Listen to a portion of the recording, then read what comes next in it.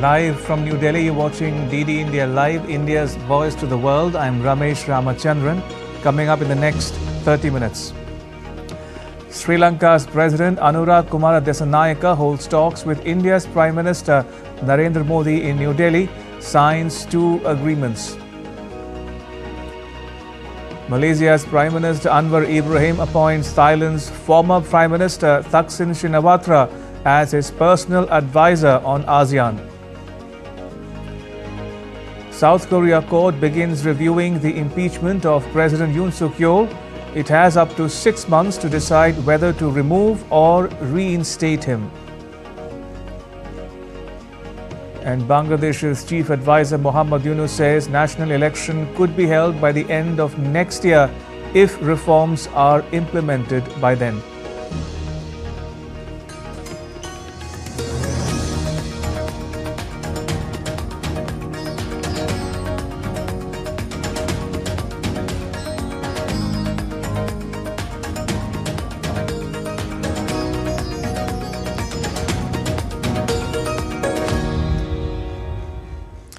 India's Prime Minister Narendra Modi and Sri Lanka's President Anurag Kumara Dissanayake had comprehensive and fruitful discussions at their meeting in New Delhi on Monday during the latter's state visit to India.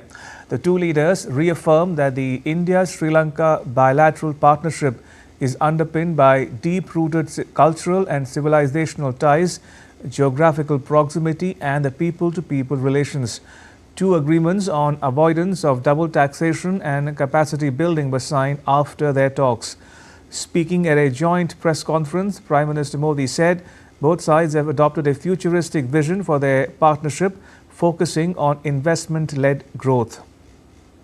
शिक्षा सहयोग के तहत अगले वर्ष से जाफना और पूर्वी प्रांत के विश्वविद्यालयों में 200 छात्रों को मासिक छात्रवृत्ति दी जाएगी।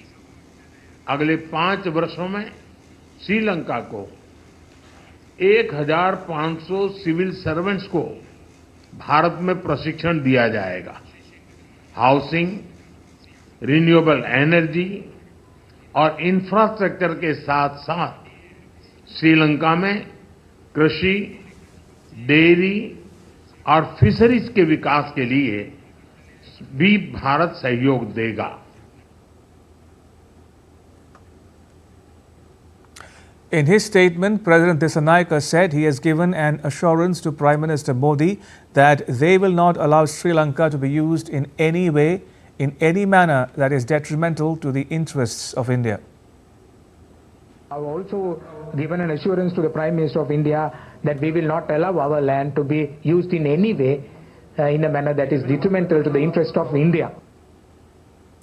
President Dissanayake expressed his deep appreciation for the unwavering support extended by India to the people of Sri Lanka during and after the unprecedented economic crisis of 2022. He praised Prime Minister Modi for his continued support. I asked for support from the Prime Minister of India and he assured me of continued support. The bilateral technical support that is required for the offshore activities is also sought from you, Honorable Prime Minister. We also want to find a durable and sustainable solution to the fishermen's issue that has become a plague for both our countries. Earlier in the day, Indian Prime Minister Narendra Modi and Sri Lanka's President Dissanayake held talks at Hyderabad House in New Delhi.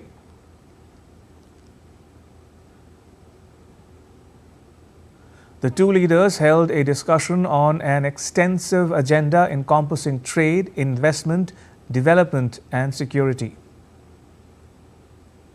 Leaders also held delegation-level talks covering wide area of mutual interests. India and Sri Lanka share a strong civilizational and historical connect with focus on maritime security, economic partnerships, along with deep cultural connects. Briefing media persons in New Delhi, India's Foreign Secretary Vikram Misri said Sri Lanka is an integral part of India's neighbourhood first policy and Sagar vision. He said India remains involved in financial stability of the island nation. The fact that he has chosen India to be his first foreign destination after assuming office as president in itself demonstrates the importance that Sri Lanka attaches to the bilateral relationship with India. As you all know, Sri Lanka is also India's closest maritime neighbor and has been an integral part of India's neighborhood first policy and India's vision Sagar. The two countries are civilizational partners with a unique friendship, and India has time and again demonstrated that it is a dependable partner and a reliable friend for Sri Lanka. Foreign Secretary Vikram Misri also highlighted how India has boosted the Sri Lankan economy, especially in sectors such as tourism. In recent years, India has also been Sri Lanka's largest trade partner. We are Sri Lanka's largest source of tourists. We also happen to be Sri Lanka's largest source of investment. Sri Lanka is also one of the largest beneficiaries of our developmental cooperation program and the recipient of several capacity building initiatives. Bangladesh could hold a national election by the end of 2025. The head of the country's interim government, Muhammad Yunus, made the announcement on Monday. Yunus said the interim government will prepare the country for an election after implementing a series of reforms. The Nobel laureate was appointed as chief advisor on the 8th of August. He was nominated by a student movement that led a weeks-long nationwide agitation.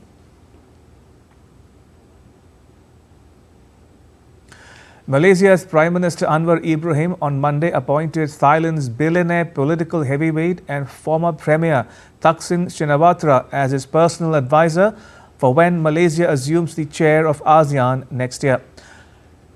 Ibrahim made the announcement when Thai Prime Minister Petongton Shinawatra was in Malaysia for an official visit.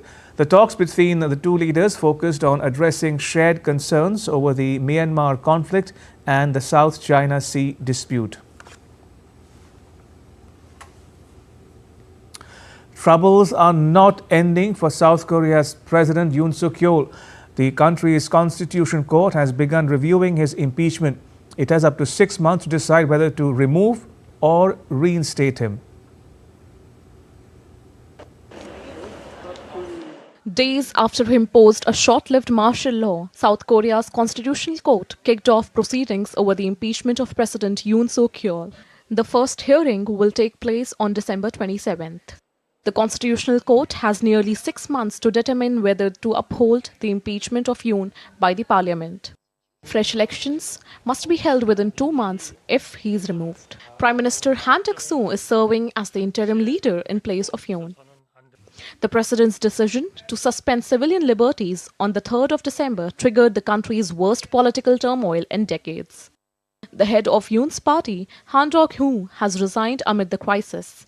He said that there would have been bloodshed had the martial law not been lifted. 그날 밤, if we had not lifted the martial law that night, there could have been bloodshed between our citizens who would have taken to the streets and our young soldiers the following morning. That night, I was deeply afraid that I might not be able to prevent such a tragedy. Meanwhile, Yoon's troubles keep mounting. He has been resisting investigators' calls for him to answer questions over the martial law. The investigators include a joint team of police, defense ministry and anti-corruption officials. Yoon and some of his inner circle face possible life imprisonment or even the death penalty if found guilty, and he remains under a travel ban. Investigators can seek a court-issued arrest warrant if Yoon continues to not cooperate. Meanwhile, neighboring Japan continues to monitor the situation in South Korea. In any case, South Korea is an important neighboring country with which we should cooperate as a partner on various issues shared by the international community. Under the current strategic environment, The importance of Japan-South Korea relations remains unchanged. We will continue to maintain close communication with the South Korean side. Yoon imposed the martial law, accusing the opposition. Israel's Prime Minister Benjamin Netanyahu arrived at a Tel Aviv court on Monday to start the second week of his testimony in a long-running corruption trial. Netanyahu said he was being hounded for his security policies. In 2019, the 75-year-old became the first sitting Israeli Prime Minister to be charged with a crime. He was indicted in 3 cases involving gifts from millionaire friends and for allegedly seeking regulatory favors for media tycoons in return for favorable news coverage. Israel's Prime Minister Benjamin Netanyahu spoke with U.S. President-elect Donald Trump about developments in Syria. The two leaders also discussed about moves to secure the release of Israeli and foreign hostages held by the Hamas in Gaza. We have no interest in a conflict with Syria. We will determine Israel's policy towards Syria according to the emerging reality on the ground. Together with Defense Minister Katz, I instructed the IDF to thwart the potential threats from Syria and to prevent the takeover of terrorist elements near our border. The United Nations told the leader of the Hayat Tahrir al-Sham group, which toppled Bashar al-Assad, that Syria should have a credible and inclusive transition. The UN Special Envoy for Syria, Geir Pedersen, met Abu Muhammad al-Jilani, who now goes under his real name Ahmad al-Shara, on Sunday in Damascus. Al-Shara and Pedersen discussed revisiting the roadmap outlined by UN Security Council Resolution 2254, which was established in 2015 as a framework for Syria's political process. Pedersen expressed hope for a quick end to sanctions to support the country's economic recovery. Calm is slowly returning to the streets of Syria's capital, Damascus. Children are streaming back to school for the first time since the toppling of the Assad regime. Syrian Christians also attended regular Sunday service for the first time since Assad's ouster, in an early test of assurances by the new Islamist rulers that the rights of minorities will be protected. Before Assad's fall, minorities, including Christians, worshipped freely. Some remain jittery, though, at the prospect of an Islamist rule. Syria is home to ethnic and religious minorities, including Christians, Armenians, Kurds, and Shiite Muslims. The Assad family itself belongs to the minority Alawite faith, an offshoot of Shiite Islam in a Sunni-majority Syria. Tens of thousands of Shiite Muslims have fled Syria for Lebanon in the last week out of fear of persecution by the country's new rulers. And now take a look at what else is making news around the world. British Prime Minister Keir Starmer met Norway's Prime Minister Jonas Gahr Støre on Monday to discuss climate, energy and defense cooperation in Bergen. Starmer and Støre spoke about the importance of their partnership in addressing current global challenges, including instability in Europe and geopolitical concerns such as the situation in Ukraine and West Asia. 7 tourists were hospitalized in a suspected case of alcohol poisoning at a luxurious resort in Fiji.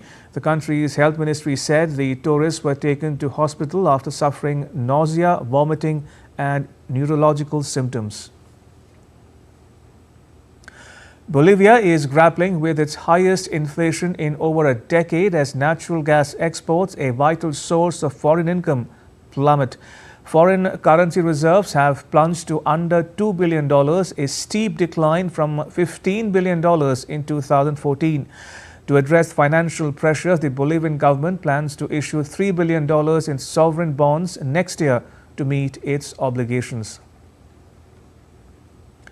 Volkswagen's union has called negotiations with management over cost cuts to find a solution which excludes plant closures or redundancies. Unions have threatened strike action at an unprecedented scale from 2025 if an agreement is not reached this year. More than 100,000 staff at 9 plants across the country laid down tools last week in the largest strikes ever seen at the car maker. And still to come on DD India Live. European Union adopts a 15th package of sanctions against Russia over its war in Ukraine, including tougher measures against Chinese entities. And India mourns the passing of tabla maestro Zakir Hussain.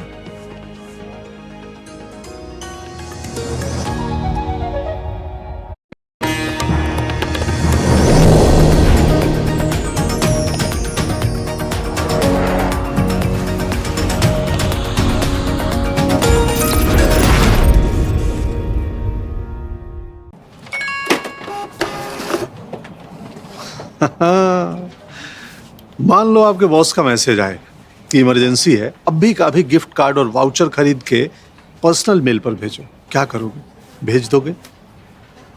Boss, ये boss नहीं, boss की तस्वीर लगा के फ्रॉडगिरी करने वाले हैं। मैं बॉस का फेवरेट बनना चाहता हूँ, पर मूर्ख नहीं हूँ। याद रहे, यूपीआई सेफ है, पर कोई आपको बेवकूफ बनाना चाहे तो कहो मैं मूर्ख नहीं हूँ।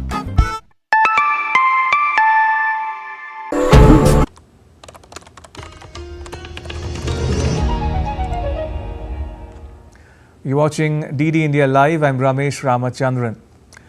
To Ukraine conflict now, Moscow has said Russian troops have pushed Ukrainian forces out of almost 4,500 square kilometers of territory this year and are advancing an average of 30 square kilometers per day.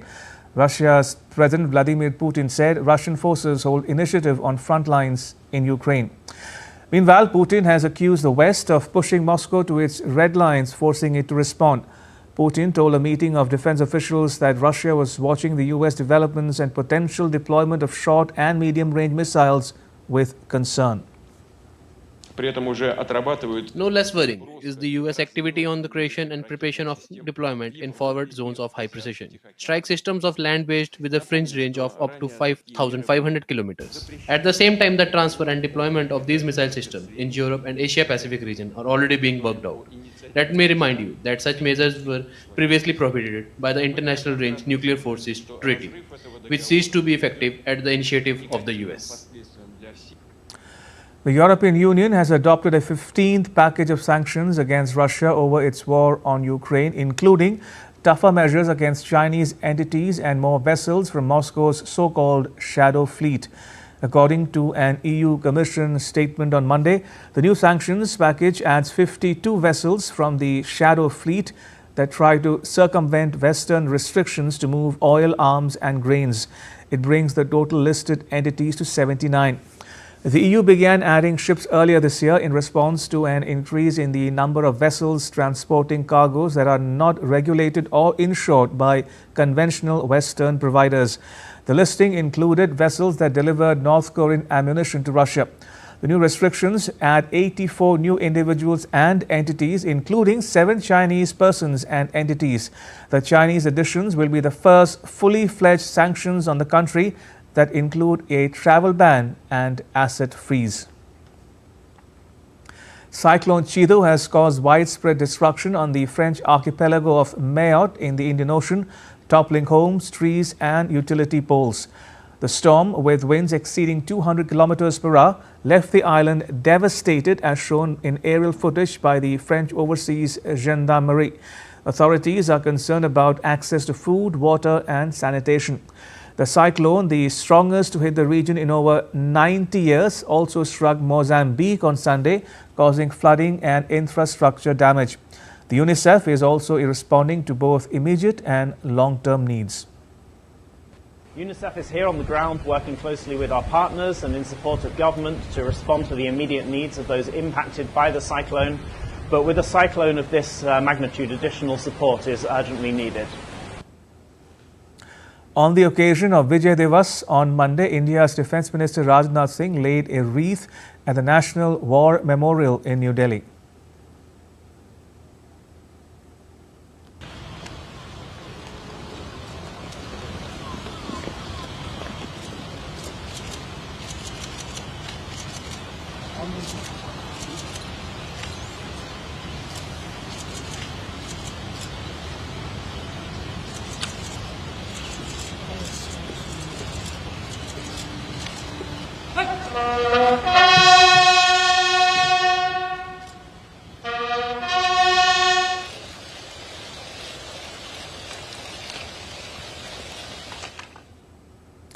The Indian and Bangladeshi armed forces came together on Monday to commemorate the 53rd anniversary of the 1971 Liberation War on the occasion of Bijoy Divas.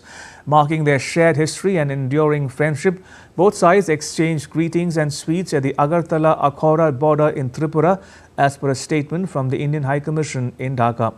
The day's events included a wreath-laying ceremony and the flag-in of a cycle rally by the governor of Tripura at the Albert Eka War Memorial. A felicitation ceremony was also held to honor Indian ex-servicemen and Veer Naris who participated in the Liberation War.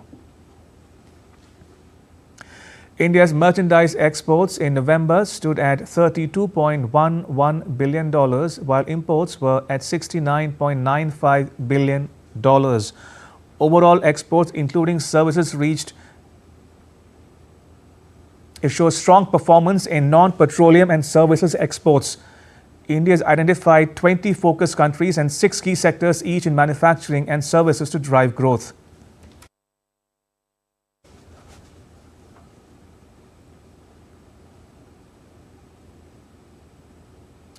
Indian Parliament's Upper House held discussion on the glorious journey of 75 years of the Constitution of India. Finance Minister Nirmala Sitharaman opened the debate in Rajya Sabha. She slammed the previous governments and accused the Congress party of prioritizing family over democracy by suppressing freedom of speech. While in the lower house, discussion on the supplementary demands for grants continued. A genius whose hands spoke the language of music, Ustad Zakir Husain's departure leaves an irreplaceable void.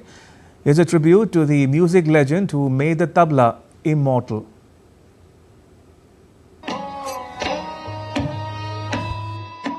The Ustad of tabla is gone. The foot-tapping music that mesmerized fans throughout the world has fallen silent. Ustad Zakir Hussain took the Indian music and instrumental tabla to the global audience. The world of music is in mourning as Ustad Zakir Hussain passed away in California due to complications from idiopathic pulmonary fibrosis. His family called his legacy extraordinary and one that is cherished by millions worldwide. Born on March 9, 1951 in Mumbai, Hussain began his journey at the tender age of 7. He was trained by his illustrious father, Ustad Allah Rakha, over 6 decades. He collaborated with Indian legends like Ravi Shankar, Ali Akbar Khan, and Shiv Kumar Sharma, and became part of Indian classical music gems. His unparalleled artistry earned him India's top Padma honors, including the Padma Shri, Padma Bhushan, Padma Vibhushan. Internationally, his 4 Grammy Awards, 3 of which were won earlier this year, showcased his global acclaim. Hussain didn't just play tabla, he redefined its possibilities. His groundbreaking 1973 fusion project Shakti with John McLaughlin and L. Shankar blended Indian classical music with jazz, creating a new genre that inspired generations of musicians worldwide. Zakir Hussain's tabla crossed borders, connecting East and West.